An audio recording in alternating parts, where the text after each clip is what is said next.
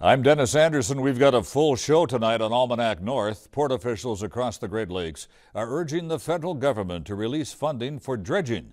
Low water levels and shallow channels are limiting the cargo carried by Great Lakes ships. Minnesota lawmakers are considering increasing the state's tobacco tax. A coalition of groups says increasing the price of tobacco would make the state healthier. And the big story in the business news this week, layoffs at the Boise paper plant in International Falls, a decision that will have a ripple effect across the region. Don't go away. Almanac North is next.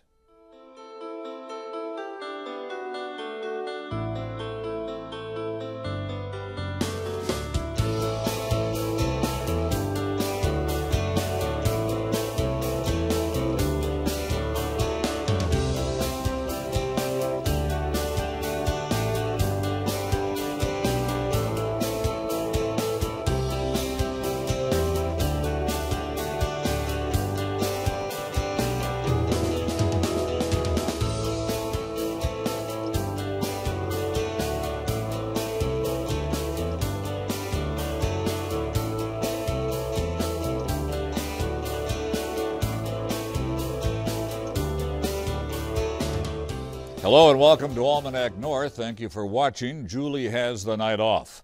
Well, the Twin Port shipping industry is an important part of our region's economy. Thousands of jobs are directly and indirectly dependent on a healthy port.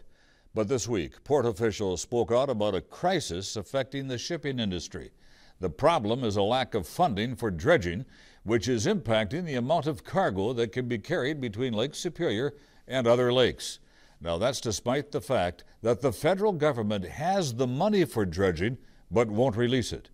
Joining us now with more on this is Adolph Ojard, the Executive Director of the Duluth Seaway Port Authority. And welcome, Adolph. Well, Can you give us a background on the maintenance, the dredging maintenance of a harbor? How important is this? Well, it's critical that the channels be maintained to the proper depths. There's an authorized depth that has been determined by the U.S. Government Corps of Engineers, and the ships then manage their operations based on not only the depth but where that channel is. And currently, the waters are silting in, the channels are silting in, and on top of that, we've had 14 years of below water levels throughout the Great Lakes system. So lower water levels, silting in channels are creating a crisis in terms of the capacity of ships to move cargo. So how much money, Adolph, should be available, and why is the federal government not releasing the money? Well, I think you have to step back, and when you look at it, since the founding of this country, the federal government has been responsible for the channels and harbors. And why? Because they collected fees and custom duties, and that's what supported our country. As we move forward into the modern era, that money was moving more and more into general fund, and so in '86 they came to the industry and they said, we want to set up a fund. We're going to have an ad valorem tax based on the value of imported cargoes, and that tax will then be used to maintain our harbors. They collect $1.6 billion every year, and to date we're spending somewhere around $800 million. So almost half, or less than half, of the money being collected is being spent for its intended purpose. So where's it going? The general fund? Yes. Like we heard in one of the presidential elections, there's no lockbox. And so the money is moving to the general fund. It's being used for other things. And we in the industry are now to the point where this is getting critical, and we're saying, hey, we are paying for this. It is necessary. It is needed. And if we are to be in a productive country with efficient transportation systems, we're going to have to spend that money for its intended use. So, Adolph, the ships could still load another, 15% or so of cargo space? Because they're using or shipping less cargo, does that have an effect on jobs here too? Well, I don't know that it affects, well, in the long run, everything could affect jobs because it's all about cost. Yeah. And the ship is charging more money to move the cargo because it's carrying less capacity. And it's carrying less because the government is not maintaining the channels to their authorized depth and recognizing the low water levels. Because of that, prices are higher. We as taxpayers are paying for it again. Yeah. So we're collecting a tax and then we're passing on higher costs to make steel, automobiles, refrigerators, other things, and then we pay for it again. Yeah. So, and that affects certainly the productivity and the efficiencies of our mines in northern Minnesota, feeding our steel mills in the Midwest. Now, you were in Washington recently, and you brought a message to the, I think, House Subcommittee. Correct. What was your message you took to Washington? Well, it was really, primarily I focused on the issue of the promise and a dedicated user fee that is being collected, that is not being spent for its intended purpose, and that there is a crisis throughout the industry. And this isn't only in the Great Lakes, it's throughout the coastal regions as well. Mm-hmm. We also talked about the efficiencies because the WRDA bill is kind of a guideline for the Corps of Engineers, and we talked about certain efficiencies that we needed as well. One of the other points I brought up in trying to focus attention of Washington on the Great Lakes was a discussion that a ton is not a ton. There is a program in place where appropriations are spent based on how much tonnage a port uses and how much they ship. And through the Great Lakes, we ship raw materials. Raw materials produced by miners in Minnesota, going to steel mills with hundreds and thousands of people employed in the steel mills making steel, to automobile industries, often into other manufacturing. It's a whole industry that is being supported by our Great Lakes system and that tonnage. Whereas a container with T-shirts from Vietnam doesn't really have the same impact in terms of jobs. And that was something I felt critical that Washington understand when they look at the Great Lakes and they look at our issues. So what are Minnesota's senators and members of Congress doing to help the port here? Well, I think they all certainly understand. They're aware of it. They're very aware of it. Senator Klobuchar was here last week, and I think in my discussions with her, she fully understands. She's on one of the subcommittees serving with Barbara Boxer, who chairs this issue on WRDA, which is the Water Resource and Development Act. And Senator Franken is signed on as well, co-signed a letter for Great Lakes full spending and full use of HMT, and certainly Congressman Nolan is well aware and very supportive of Great Lake shipping. Take us to the local harbor. Is dredging done here every year? Right, yes. We dredge everywhere, anywhere from 80 to 100,000 cubic yards of material. And we don't really get we don't have a problem getting money. We are the largest port in the Great Lakes, and our needs are taken care of. Although what we're seeing is some of the anchorage areas are getting smaller, the channels are narrowing a little bit. So while we're able to maintain maximum drafts, the navigation lanes are being restricted. Our concern, or my concern and others, is that the St. Mary's River is not being, Sault Ste. Marie is not being handled. We have a section in the Sioux River of about 10 miles that is a control point that determines the draft of the ships leaving Duluth down to the lower lakes. And if you recall, back in, I think it was December of this year, the Corps of Engineers started a major program of blasting in the Mississippi River because shipping was coming to a halt. In meeting with the Corps, I said, hey, you're so proud of this program and you're briefing the president on it. That is exactly the issue that we have on the Great Lakes. We have an outcropping of rock, and that 10 miles of rock outcropping is controlling 900 miles of waterway.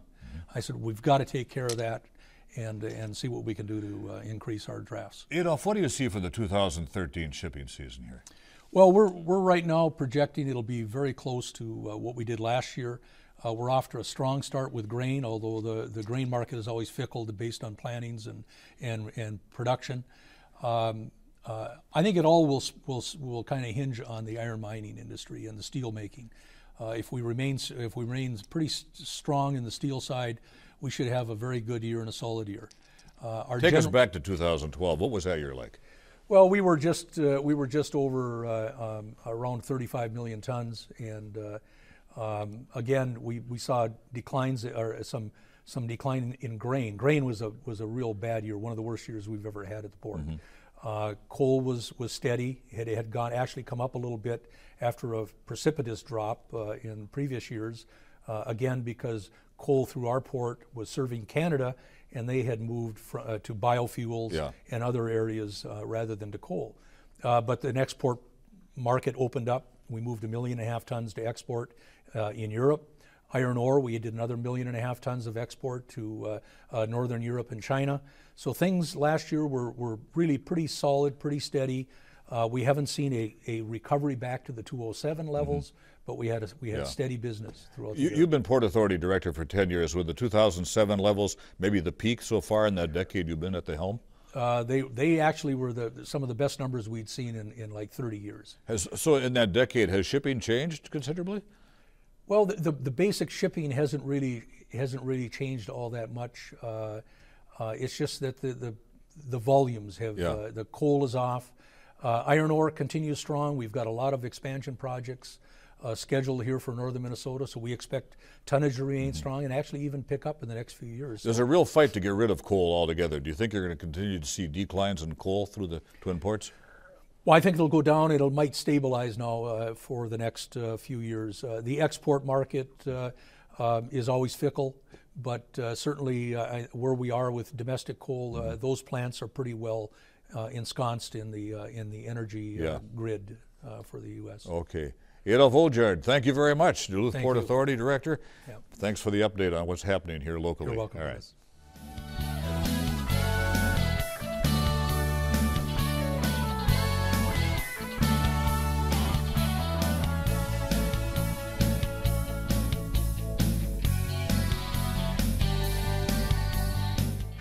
Now, let's dig into our news file archive for a look at what was making news 25 years ago this week.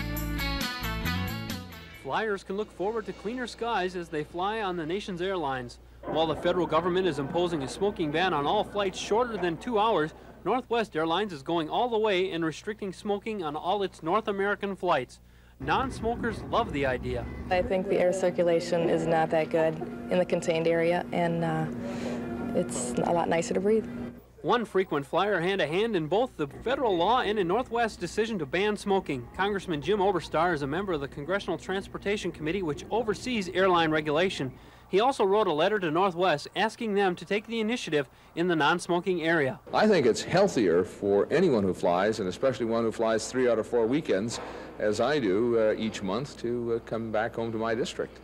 Smokers flying on Northwest Airlines today were split on the issue. I don't agree with it after a limited time of 2.5 hours.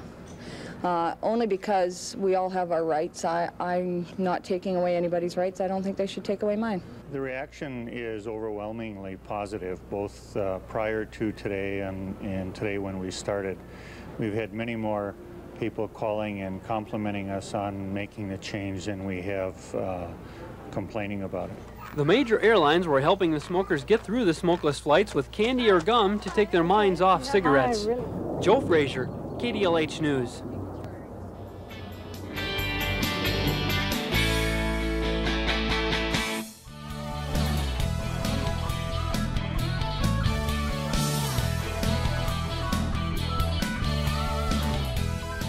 A new poll released this week revealed that 2/3 of Minnesotans support increasing the state's tobacco tax.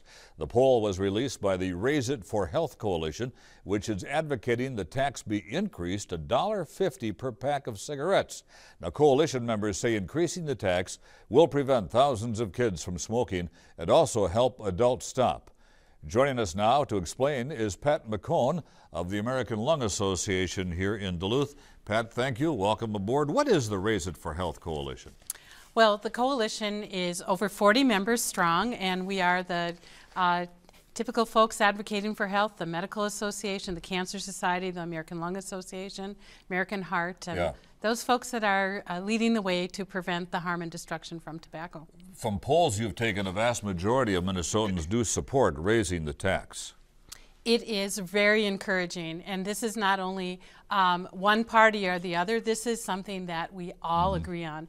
Democrats, Republicans, and Independents, and the average is 66%. So we don't see that kind of unity on many issues. So much money is raised by cigarette taxes, both here in Minnesota, other states, and certainly nationally with federal taxes.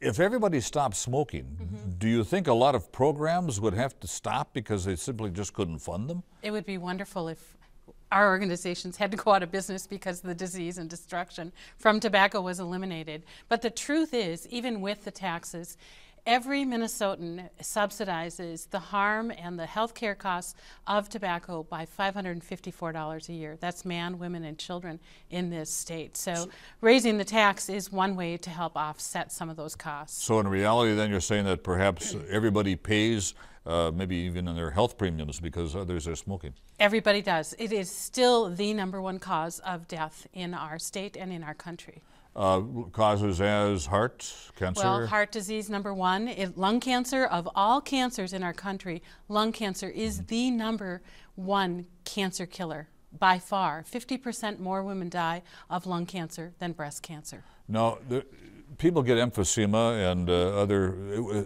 Take us into that a little bit. Is a COPD as well? There's a yes, 80%, 80 to 90% what is that? That have lung disease. It's really the elasticity, that kind of spring back like you have in your good pair of socks in the lungs wear out, and you can't get the air out of your lungs. So breathing becomes a very hard task. And it comes over a period of time, I would trust. Yes, yes, it does. Where do you find people starting to smoke? Are they grade school, junior high school? What's happening here? Well, we find the largest number between 18 and 34. We know experimentation starts before that. Most smokers start trying it in their young ages, but that 18 to 34-year-old group is a real target of the tobacco industry. You know, every year in our country, every hour, I'm sorry, in our country, they spend $1 million in marketing their deadly product.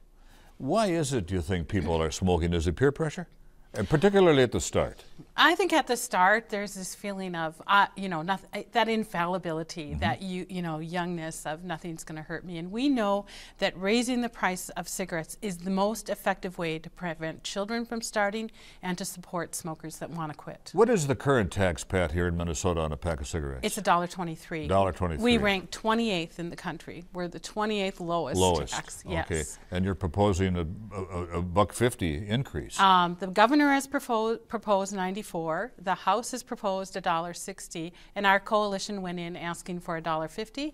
If conference committee wants to give us $1.60, we'll smile and say thank you. What do you think the chances are that this will pass? I think something's going to pass for sure. I mean, the House, the Senate, and the governor Maybe agree. not the $1.50, but you think there could be an increase? Well, you know, the support is there for that, and I think lawmakers need to be encouraged by that. But, you know, we're happy to see the conversation go on. We're happy to see the support of the general public, and mostly to prevent those children from starting. Sure. What does a pack of cigarettes cost in Minnesota today, do you know? Between $5 and $6. So, yes. and a lot of smokers do smoke a pack or more a day. Right. Expensive habit. It's an expensive addiction. You know, there are free cessation services available to smokers that want to quit. That was part of our tobacco settlement agreement in our state. So we have services, telephone counseling, we have face-to-face services, and there is help out there for those people that desperately want to quit. Pat, you mentioned that we're certainly not the highest or even closest to it in terms of tax on cigarettes here. Doesn't it sound, though, that maybe even if with the very high taxes, people are still lighting up? People are lighting up, but we do know that this is the most effective way to encourage people to quit, and most importantly, to keep those young people from starting. So anything we can do for prevention is a win-win for all of us. What do you find in people, young people, if their parents smoke, are they more likely to smoke or not necessarily? Yep, they're more likely to smoke. If you're around a smoking environment, it's part of your culture. You know, the industry has targeted very cleverly certain populations, blue-collar populations. You know, young people are more likely to smoke. There's a whole profile of who is their most likely candidate. I'm going to pick your mind a little bit, going back to, we both remember the day when cigarette ads were on television all the time. Absolutely. Certainly they're not anymore. They haven't been for a long while. 1971, the last time 40 they aired. years ago. Yes. 42 years ago. Do we know when they stopped, did smoking go down? Smoking didn't go down right away. The irony of that is it was in 1965 when the first Surgeon General's report was released that we saw a great decrease in tobacco use. 71, those early 70s were kind of the launch of that women's liberation age, and we saw a big spike in women smoking.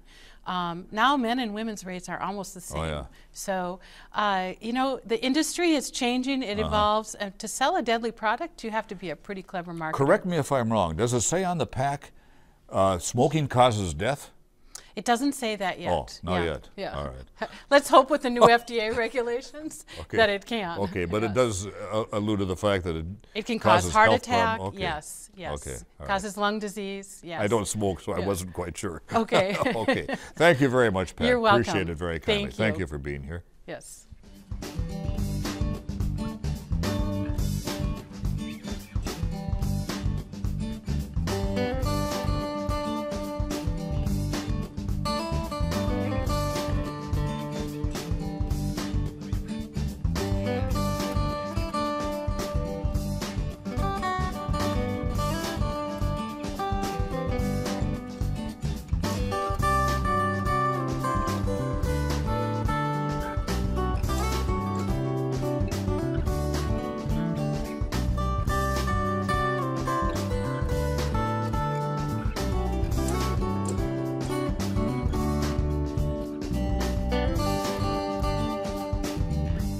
Time now for a look at the week's top business stories from Business North. RGS Construction of Superior has decided to go green and reduce costs at the same time.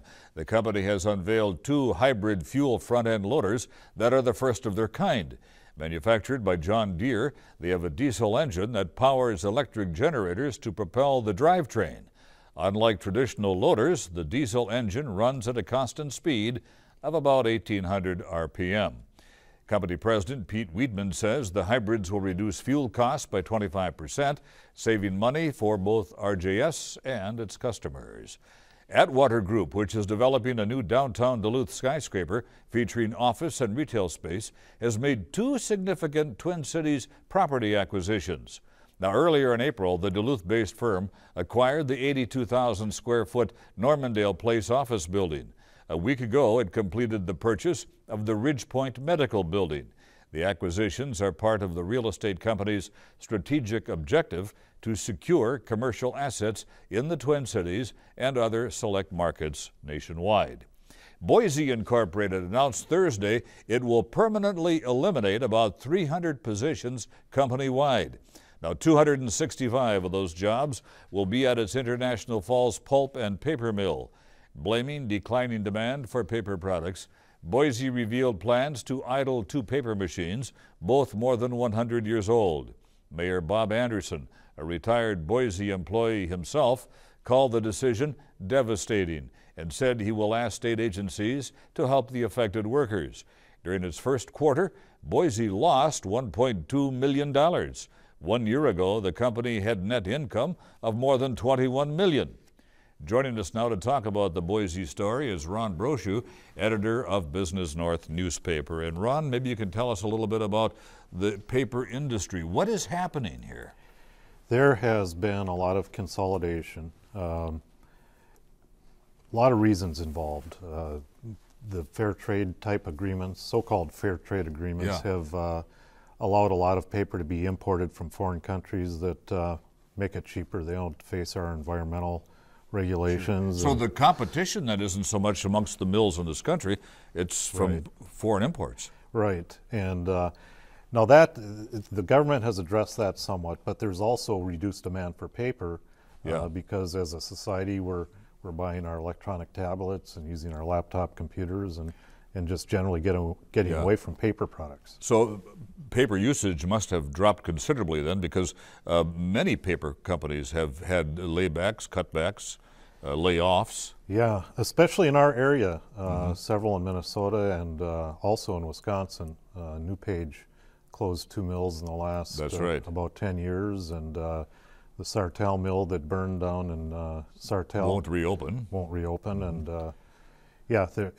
and that doesn't even address OSB plants and wood products facilities. And we've had a number of those, of course, close in northern Minnesota and northwestern Minnesota over the years.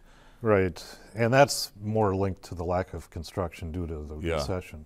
You know, with the 265 jobs being lost now in International Falls at Boise, it isn't only the paper company workers affected. We've got loggers. Tell us a little bit about that industry. How is that feeling the effects? Well, that industry has suffered a lot in the last, especially since the recession, because their products are not only used for paper but also for the construction industry. and a lot of folks have dropped out of it, retrained, gone into other professions. Some of them have, gone into mining on the range. And one of the concerns right now is that, if things rebound strongly, there might not be enough loggers to handle it. It's not the kind of profession that young people go into these days. What would happen? What would have to happen for Boise to regain its market share? Oh boy, this is a permanent cut, and I don't think anything is going to change what they've decided. The cuts they made were intended to leave them with production assets that are more competitive. The ones they shut down were built in 1910, and it's tough for machines like that to compete with. It's expensive to build new. Very expensive. Very expensive. There may be a number of people in the paper industry who are watching this program tonight. Should they too worry about their future? We've had some layoffs here in Duluth in the last several weeks. Weeks ago, is there a little reason to be nervous there as well? I think we've kind of reached the point where things have pared back considerably, but what the production assets that are still remaining are the efficient ones. They're the newer ones. Newer machines. And for instance, SAPI has made a significant investment in cloquet to move over to rayon production, and the ones that do remain are the better machines. Do you see a day, we used to talk about when the computer came in, it would eliminate the need for a lot of paper. Gosh, I've seen instances though where it seems like paper work quadrupled with computers because of lots of things being printed. But now we've got so many miniature pieces of electronics. Right. And paper isn't needed there. And books too are going now on screen. Right, and that probably will be a continuing trend, particularly in education. One thing we're hearing from printing plants in the region, like school districts aren't printing out yearly planners that sketch out for parents and children all the things that are going on. They're buying tablets for their kids, and they just take those home, and there is no paper. Yeah, exactly. Tough time right now in I Falls. It could be. They Lots probably of worry, will, at least at this point. Yeah. Yeah, and they probably will need training, assistance from the state. Yeah. One nice thing: people in northern Minnesota have been resilient. We've bounced back before, and hopefully again here, Ron. Thank you very much. Thank you. All right, Ron Brochu, thank you. All right, now before we leave you this week, there's still time to call with a comment. Dial 218-788-2849 to leave a message, or send an email to almanacnorth@wdsc.org. And you can always visit the WDSC website for our program schedule, news and updates about WDSC, and more on your favorite PBS shows. And Julie will be back with us next week. I hope you'll join us then. For the crew here at Almanac North, I'm Dennis Anderson. Have a great weekend, everybody, and be kind.